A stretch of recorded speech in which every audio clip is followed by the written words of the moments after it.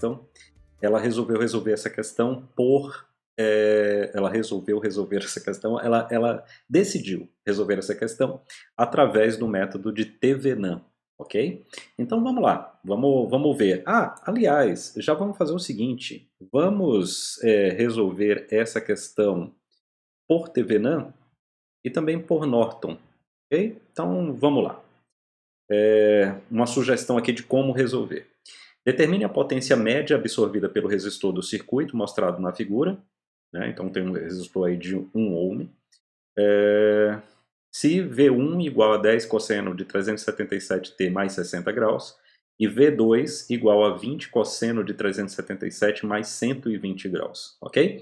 Então, veja, a primeira coisa que eu vou fazer aqui é passar para o campo vetorial, porque nessa altura do campeonato, os meus estudantes eles já estão estudando a parte fasorial, ok? Então eu vou fazer isso tanto para V1 quanto para V2. Então qual a ideia aqui? V1, a gente vai pegar o valor máximo dele, ou o valor de pico dele, que é 10, e vamos dividir por raiz de 2, ok? Então, isso aqui, obviamente, eu multiplico em cima e embaixo por raiz de 2. E aliás, eu esqueci de colocar aqui a fase. A fase dele é 60 graus. Então, 60 graus aqui é a fase inicial, né? 60 graus. Beleza. Então, dividindo aí 10 por raiz de 2, de forma bem rápida, eu não vou perder tanto tempo com isso. Então, 10 dividido por raiz de 2, nós vamos ter 7,07, certo? Então, 7,07 e fase inicial aqui de 60 graus. Então, 60 graus, isso em volts RMS, tá? Eu vou botar só em volts aqui, ok? Também temos o V2, então vamos lá. V2 é igual a valor de pico 20, ou valor máximo, né? Dividido por raiz de 2, com fase inicial de 120 graus. Então, 120 graus. Obviamente que o valor dessa tensão vai dar o dobro da outra, né? Em termos de módulo. Por quê? Porque é 20 sobre raiz de 2. Então, 20 dividido por raiz de 2 vai dar 14,14. Então, 14,14 com a fase aí de 120 graus. Isso em volts RMS, porque já estamos calculando o valor em RMS com essa divisão aí por raiz de 2, tá? Beleza. Aí, o que é que a gente faz? Por Thevenin, então vou aplicar aqui primeiro o método de Thevenin. A gente desconecta o circuito carga. Nesse caso, eu estou elegendo o circuito carga como sendo o resistor aqui de 1 ohm. Então eu vou desconectar o circuito carga e desligar as fontes. Como são duas fontes de tensão, desligando fonte de tensão, elas vão se transformar em curto. É por isso que no lugar da fonte V2 está um curto, no lugar da fonte V1 também está em curto. E no lugar do 1 ohm, eu deixei um circuito aberto, tá vendo? Eu desconectei a carga. E aí o que eu tenho que fazer aqui é justamente olhar para dentro do circuito, através do circuito carga, e identificar qual a resistência ou qual a impedância, aqui no caso é só resistência, né, porque não tem impedância, qual a resistência de Thevenin. Nesse caso aí, a gente está vendo que a resistência de Thevenin é zero, né, porque não tem nenhum elemento aí para eu tratar numa série ou num paralelo ou mesmo numa associação mista. Então eu tenho aqui que o R de Thevenin é 0 ohm. A segunda etapa, eu ligo as fontes, mas permaneço com a carga desconectada. E o que eu quero calcular aqui, eu quero calcular a tensão de Thevenin. E olha, precisamos prestar atenção com a polaridade que a gente decide fazer isso. Então a minha tensão de Thevenin, eu botei mais em cima, menos embaixo. E aqui no lugar das fontes eu tenho que colocar V2. Então V2 aqui em cima, ó, 14,14. Na verdade eu vou fazer o seguinte, pessoal. Vou trazer aquele valor já que o software permite a gente de fazer isso aqui, ó. Vou pegar isso aqui e vou colocar lá no lugar da fonte, opa, peraí, deixa eu voltar com isso aqui.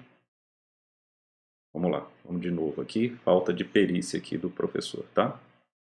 Então, ó, peguei aqui e vou levar lá a minha fonte V2, né? Vou até colocar esse circuito um pouquinho mais aqui para direita para ficar melhor.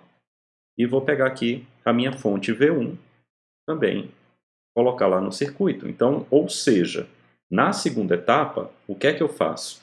Eu religo as fontes, mas permaneço com a carga desconectada e calculo dessa forma a tensão de TVNAND.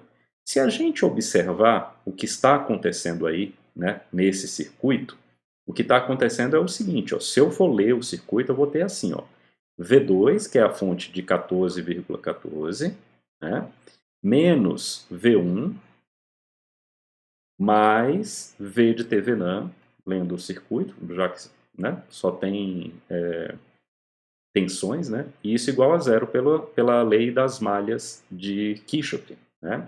Então eu tenho o seguinte, eu tenho que V de TVNAND é igual, opa, aqui é V1, ó, é igual a V1 menos V2. Ok, pessoal? Então V de TVNAND vai ficar igual a quanto? Então eu teria que colocar V1 7,07 com fase 60 menos 14,14 com fase 120. Tá? Eu vou usar a minha HP aqui, não me trai nunca. Né? Então 7,07 com fase de 60, com fase de 60,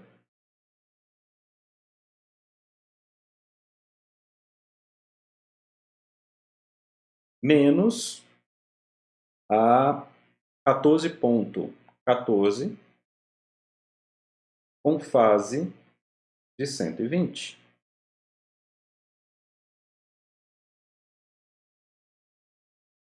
Então vamos lá. Então 7,07 com fase de 60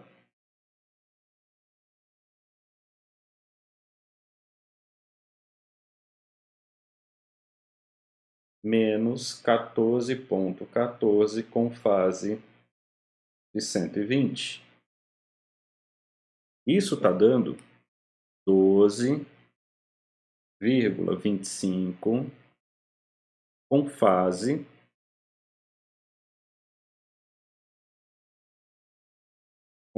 de menos 30. Está tudo em graus, né? Volts. Então eu tenho isso aí, ó. V de TH igual a 12,25 com fase menos 30. Beleza. Por último, o que é que eu faço? Eu entro no modelo de fonte, né, o passo 3 aqui, o modelo de fonte de tensão, já que o modelo o teorema é de TVNAND. Então, eu venho aqui, ó, coloco a fonte de TVNAND considerando a polaridade que eu usei na etapa 2, então mais em cima, menos embaixo. Então aqui eu tenho, aliás, eu tenho que colocar o pontinho aqui, né? O V de TVNAND, aqui. Aqui em cima, pessoal, ficaria a resistência de TVNAND. Só que, na verdade, a resistência de TVNAND foi um curto, é igual a zero. Então, eu não vou colocar. Se tivesse qualquer outro valor, eu teria que colocar aqui em cima em série com a fonte de tensão. E, nesse momento, e somente nesse momento, eu reconecto a carga, ou seja, o resistor de 1 ohm. Tá? E aí, o que é que eu vou fazer? Ele pediu a potência média, ou seja, o P, né, a potência P, ok? Não a reativa, a potência em watts. Então o que eu vou fazer aqui é o seguinte, se a gente for calcular a corrente que vai atravessar esse resistor, como o resistor é de 1 ohm, obviamente que a corrente, em termos numéricos, vai dar igual ao resultado de V de TVNAND, ok? E aí como é que seria a potência complexa desse negócio? Seria o V de TVNAND vezes o I conjugado. Ok, pessoal? Então ficaria assim, ó. O V de Thevenin, então, 12,25 com a fase de menos 30,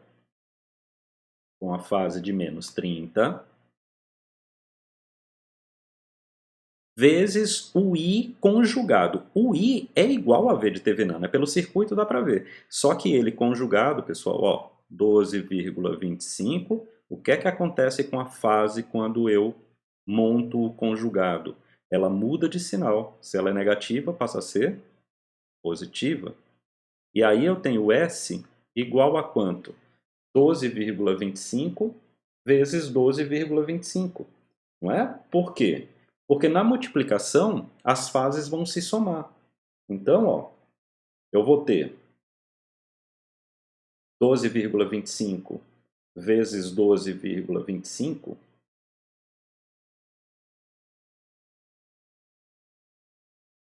Então, 12,25.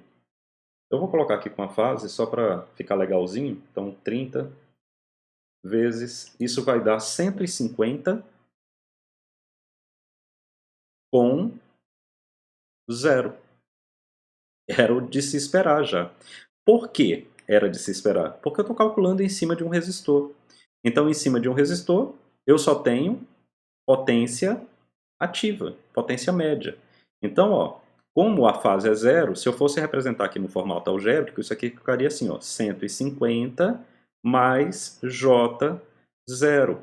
Então, ó, o 150 é em watts, é a potência média. O zero seria em volt ampere reativo, só que eu não tenho reativo porque a carga é resistiva. Ok, pessoal? Então, assim a gente resolve por Thevenin. Agora, vamos fazer a mesma coisa, só que por Norton? Então, o que é que vai acontecer por Norton? Primeira coisa, que o primeiro passo que a gente fez aqui, ele permanece igual, que é o cálculo da resistência ou da impedância, dependendo de qual é o caso, de Thevenin. Então, o primeiro caso é idêntico. Então, eu já vou colocar aqui, ó. Vou colocar um mais aqui, né, vou dar um zoom aqui para ficar melhor. Tá? Aí vou apagar aqui esse circuitinho aqui, porque a gente já vai trazer aquilo que eu fiz lá no outro quadro, porque não precisa refazer. Né? Então, o R de Thevenin é o R de Norton, é a mesma coisa. Eu já vou pegar ele aqui, ó, colocar aqui. Então tá aqui ele, perfeito, tá bom? Agora é o seguinte, eu tenho que